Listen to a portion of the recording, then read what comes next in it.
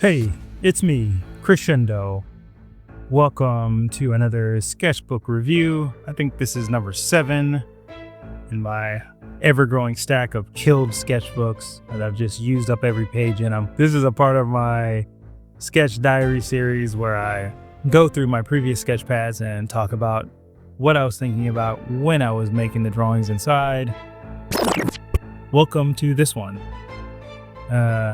I guess if I were to talk about my work in periods, like Picasso had his blue period, I guess this is my chrome period, where I keep dwelling on ideas of a oncoming techno-apocalypse, where techno-religion, a religion of chrome, takes over the world and alters everything that we know and see.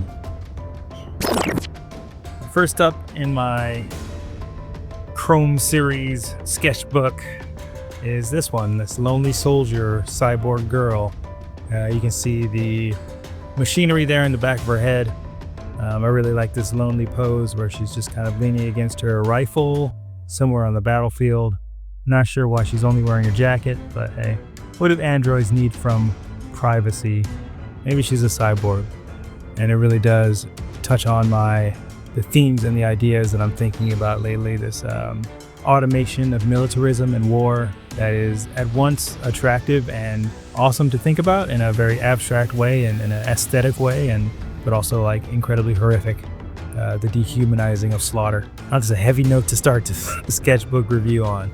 Sorry, but I do like this image, and those are some things I'm thinking about when I'm making my pictures. On to this one, not really in the Chrome series, I think, but more of just a realm of what's going on in my head. Maybe a little bit surrealist, maybe something that came maybe in a waking dream for me. This oversized, enlarged girl's head peeking out of the ground, begging for sacrifice, which will be done by this water buffalo fairy chimera beast that's being lowered into her gaping maw.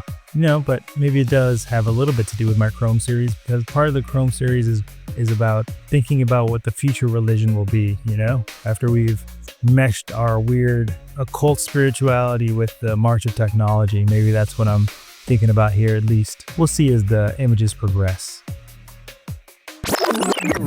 Next up, we've got this one, which I think I affectionately titled She Has Seen the Light. So I guess I was on the right track talking about the last image. I didn't remember the order I drew these in or what was coming next. So yeah, this fits. I think it is a very hopeful yet ominous look at the seeing the light inside this girl's face splitting into threes, a trinity, if you will, showcasing this robotic element below that's beaming light into the cosmos, into the stratosphere.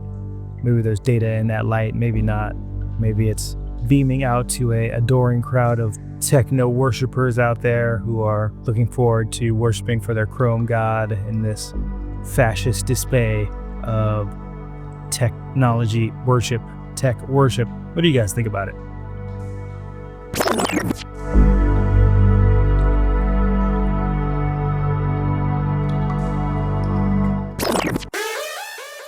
And here we are introduced to robotic Medusa, maybe inspired by a childhood watching Clash of the Titans, and they had that really amazing for the time robotic owl that flew around that was all like kind of clockwork movement owl, golden, gilded, or maybe it was bronze owl that accompanied, is it Odysseus in that one, or Theseus? I don't even remember anymore.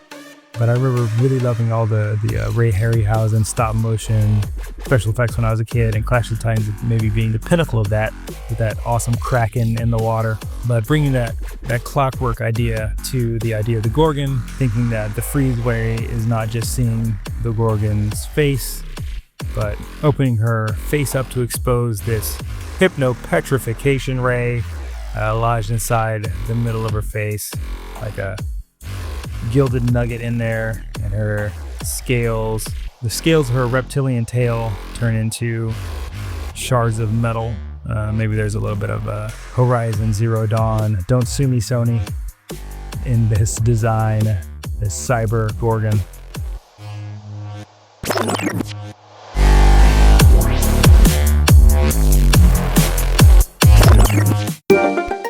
Another dip into the fun zone. In this drawing, it's a very girl's world, or what I perceive to be a girl's world. This very excited young lady jumping out with her single visible eye there, wanting to give us a hug or jump on our back, or just show just real excitement for the hypno space she's occupying here, surrounded by roses and stars and hearts. But I think this kind of begs to be a experiment in excitement and color. And here we come to Huahuashan, the art mountain, where I came up with a spellbinding tale about these kids on Huahuashan who were possessed of improbable, impervious martial arts skills. As you can see, she's just balancing on the top of this flagpole here, on the top of Huahuashan with her little cohorts that she takes care of. But the tale in my head was that this all ends in tragedy once a industrial, technological giant comes in the mountain and wipes them all out. Even if they have superior martial arts skills, their bodies cannot withstand the assault of dozens of tons of machinery grinding them into dust. But this is the calm before the fall, the fun before the fundamentally crushing defeat and march of time. No, God, I am getting very, very dark and depressing in these storylines that I'm weaving in this sketch pad. Sorry if that's distressing, but those are the things I'm thinking about in my Chrome period.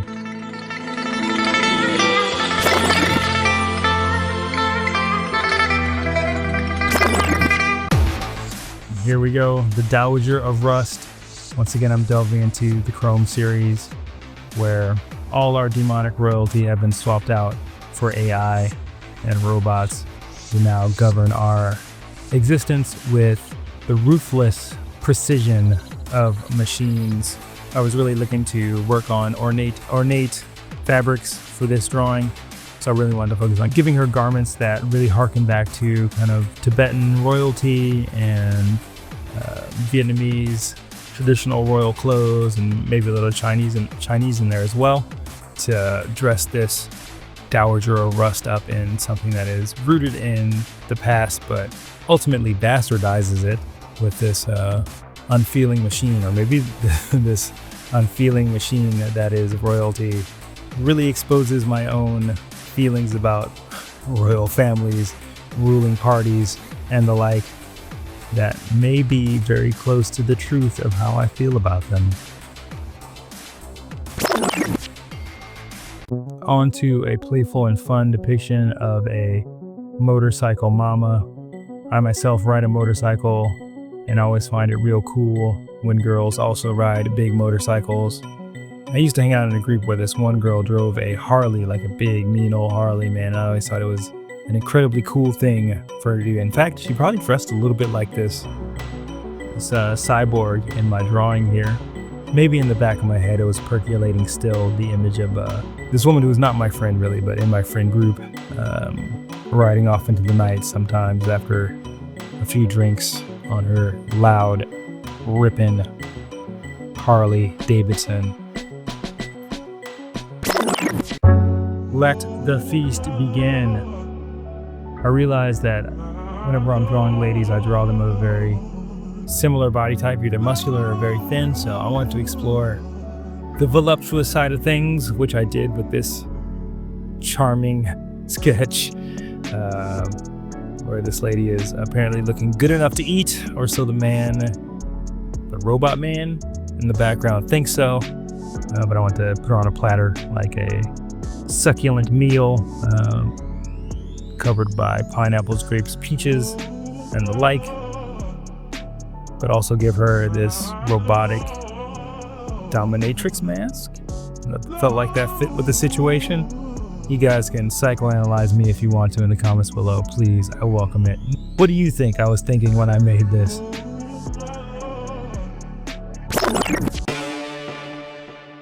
Say hello to the second stringers. I just really wanted to draw this pose, so it kind of got rolled into my Chrome aesthetic. This human body takes the form of maybe like what I feel like is a second string superhero. someone who hasn't made it to the enviable heights of a Batman or Superman, who is more like the kick-ass style neighborhood superhero, takes on local villains and things like that when the Justice League or the Avengers are out doing what they're doing. Maybe like a Daredevil type, but like sub-Daredevil.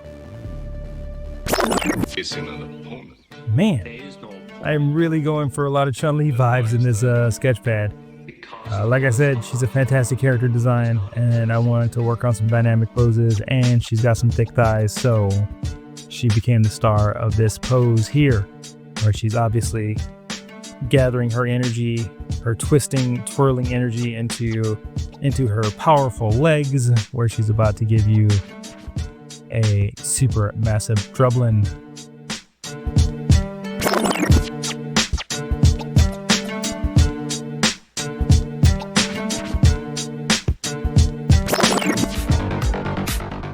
Here I've gone into the true look of cyberpunk with this pose that was inspired by Sid and Nancy, 70s English punk fame. This is a pose directly inspired by them, but these are not them.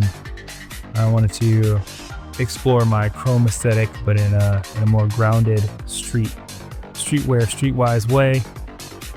When I was a kid, I used to hang out with a few gutter punks in the bowels of Los Angeles, and I remember them being actually incredibly kind, but incredibly self-destructive as well. And this couple and their Sid and Nancy guys remind me of them hanging out in squats and getting kicked out of punk shows for drinking underage. It was a good time, and I do remember it fondly, so it does creep into my drawings now and again.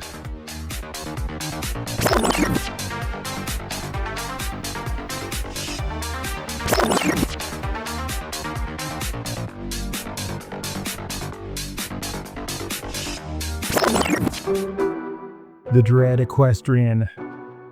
I'm not sure why I had this idea, but I did. I think I saw a picture of a woman during the Victorian period riding side saddle on a horse in a very similar outfit, and I thought, oh, what if she was somewhere between H.P. Lovecraft and Akira, just growing out of her head, but still wearing her little jaunty top hat on the top there. I like the horse has also been stricken by the evil, is grinning maniacally as it clomps around what I think of as bizarre world English countryside.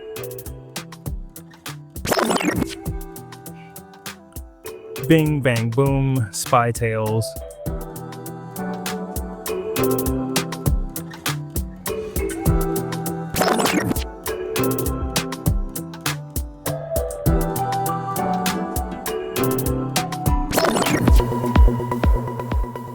I only have eyes for you. At some point in my life, I don't remember when, I must have been very young at the time though, but I remember maybe it was when retina scans were first really being talked about in the mass media. When retina scans took over, biometrics took over as the dominant way to log into devices or identify yourself. That maybe it was like some cyberpunk story I read as a kid, like a body chop shop where they take your eyes or take your fingertips to access your files or your data or your money or whatever you have, and it stuck with me in my head. So this is a maybe nightmare depiction of those ideas that I had in my head as a kid, gouging out eyes to take advantage of retina scans to get into corporate offices or to steal your bank account or your crypto now, I guess, or whatever. I guess it shows the power of storytelling, that even if I can't remember where I heard this story or what this story exactly was, that it made such an impression that it still resonates with me today. I guess that's what we as creators hope to strive for. Sometimes eating is gross. And one thing I find gross is grubs. Grubs are real gross. I don't have any problem with spiders. No real problems with rats or cockroaches, but grubs really, really bother me. So sometimes in my sketch pad, I like to explore those things that make me uncomfortable, my fears, my desires, my fears mixed with my desires, maybe as in this image where this bathing beauty is on the beach having a picnic with her beach ball, but the thing she's eating is a giant grub, a giant disgusting grub. I think that's something that's nice in artwork and creativity and drawing to do, is to reach out, delve into yourself, and manifest those things that disturb you.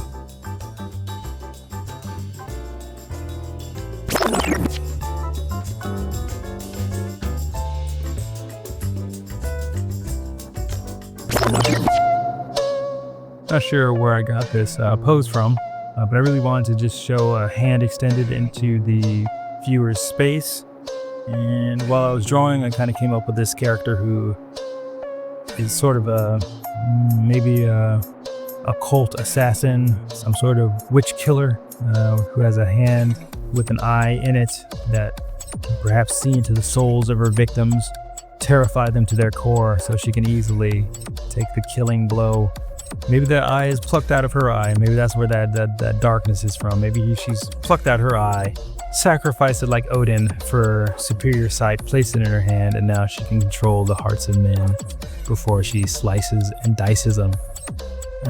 I've said it before in quite a few videos, but it's important for me, and I think it's important for everybody when they're drawing, to have a narrative in their head, come up with some sort of storyline that gives you a connection to what you're drawing, I guess.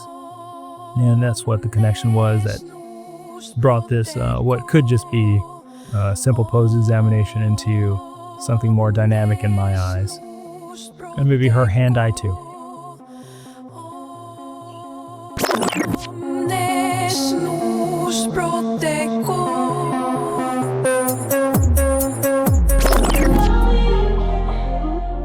I guess the devil wasn't done with me yet, even with Akuma firmly in the rear view, or at least one page back view, back page view. Revisited the Devil Girl, flirty, silly Devil Girl is wearing a gator hat, maybe, boom, here's another Street Fighter reference, maybe a little M. Bison in there, dictator taking over, but I want to draw this silly outfit, my take on a Devil Girl pinup. Shout out to Coop, master of Devil Girls.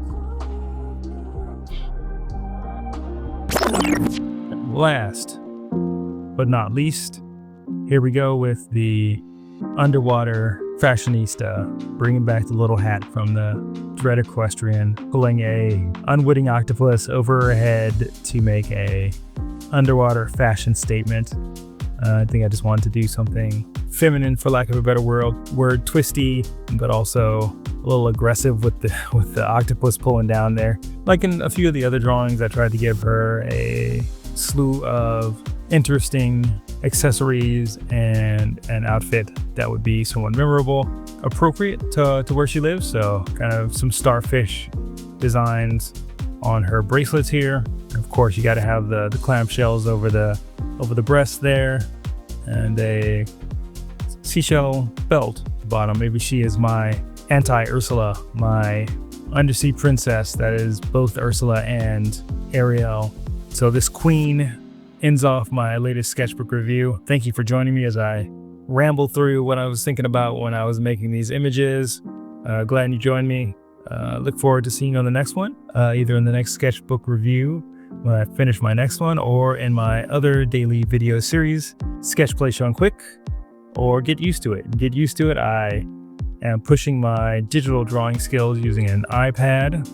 And in Sketch Play Shown Quick, I'd use a real pencil on real paper to draw 30 minutes or less to make a composition that hopefully you enjoy. Sped up 800 times so you don't get bored. Turns into a time lapse.